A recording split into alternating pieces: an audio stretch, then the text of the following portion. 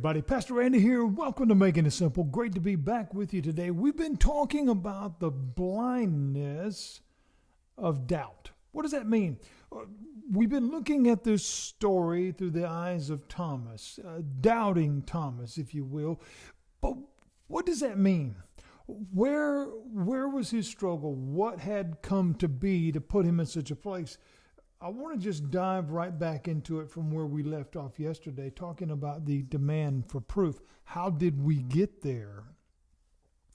How does this relate to us right now in the things that we wrestle with? You see, Thomas and the others, so all the other disciples, all those in that circle, they had seen the miracles.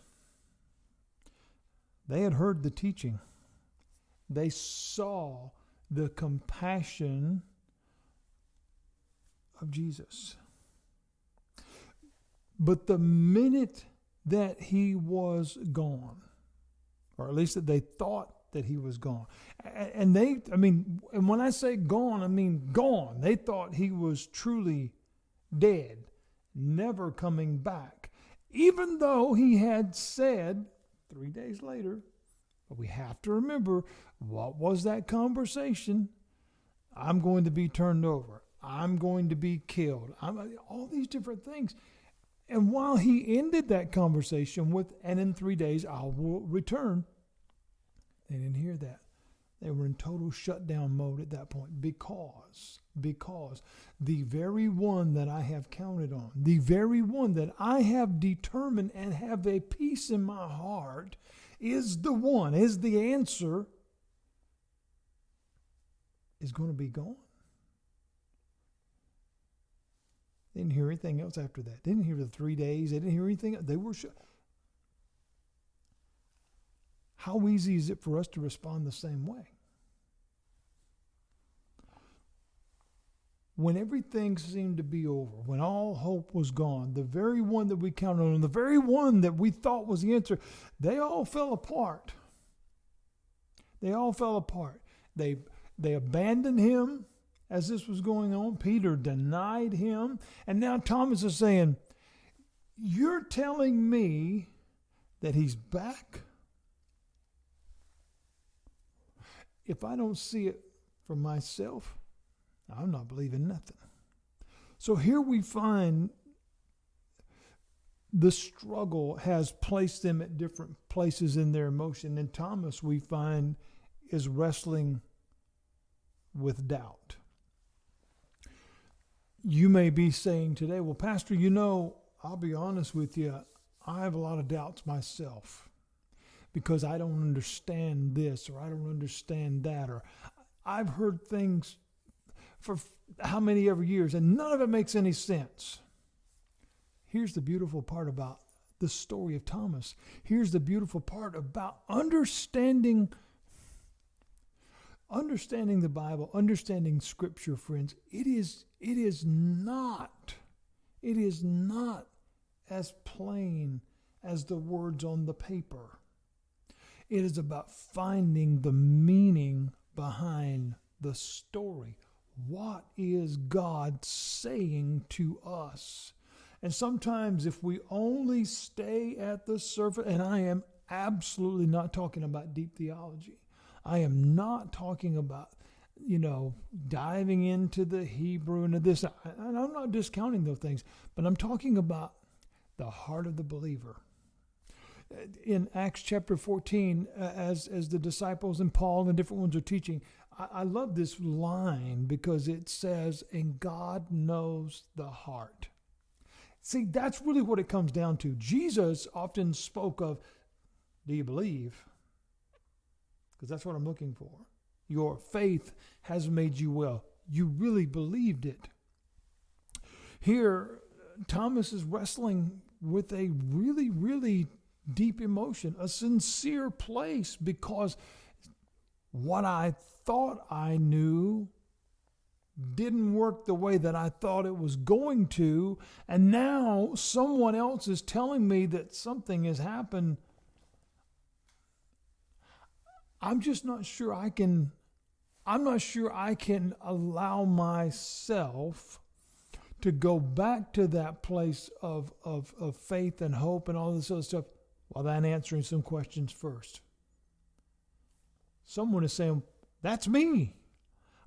I want to believe. It's like the Father told Jesus, I believe, but help my unbelief. Here, Thomas is wrestling with this, and here's what's beautiful. Jesus met him there. Jesus met him there. He met him where he was. He responded to Thomas's need in that moment. And how he responded is awesome. He didn't kick the door down. He didn't fuss at him. He didn't correct him. He didn't give him a punishment. He didn't put him in the corner. He didn't kick him out. He talked to him. He walked over to him and he said, put your finger in my hand. Put your hand in my side. Jesus gave him the clarity of where he was, but it also provided a clarity that that's not where I want you to stay. He showed him, this is where you are, and you need some work. You got to grow in your faith. He tells him, don't be faithless. Don't be faithless. In other words, one without hope, one without vision or foresight, but rather believe. What was Jesus saying in that statement? Don't be faithless, but believe. Don't be faithless. Don't be with one that has no hope. Don't be with one that has a vision, but believe. In other words, what he was saying is, trust me. Trust me. We can do this. I hope that speaks to somebody right now. Because doubt and questions and all these different things, friends, every single one of us, if we are honest, could be Thomas. I want to believe it. I kind of believe it. But man, I just don't know. The relationship with Christ, this statement, don't be faithless. Okay? Faithless. The absence of something. And see, when something is missing, there's an opportunity for something to replace what's missing, something to fill that void. Oftentimes in life, we find different items trying to fill a void, but none of it works but the right thing. You know, it's like patching a road. You can put sand, you can put gravel, you can put this, that, whatever. You can do all these different things to patch the hole in the road, but patch is the key word because it doesn't last. You have to put the right material in for it to be able to solidify, for it to truly fill the hole, and for it to be able to take the impact of the vehicles driving over it. In our life, there are emotional boundaries and settings and all these different things, and we try to fill those voids with all kinds of stuff. And a lot of times what that leads to is dependency, addiction, frustration, everything, which sometimes leads to quitting. Jesus said, don't do that. Don't do that. Now, that is not in a corrective tone, but a compassionate tone. Don't do that because it won't lead you to a better place. What I want you to do is believe. Believe. Because faith with belief equates the meaning of faith, which we talked about in a prior lesson. Faith meaning unflagging trust. I just believe it because I trust Him. I did not say I understand it all. And for those of you who say they got it all figured out, and those who try to teach, I know this, I know. Friends, don't listen to that stuff. Because we're all a work in progress, every single one of us. And the lessons that we can learn through Scripture, through the characters, through the stories, lead us to a deeper understanding of the heart of God. And that's all He's asking us to do.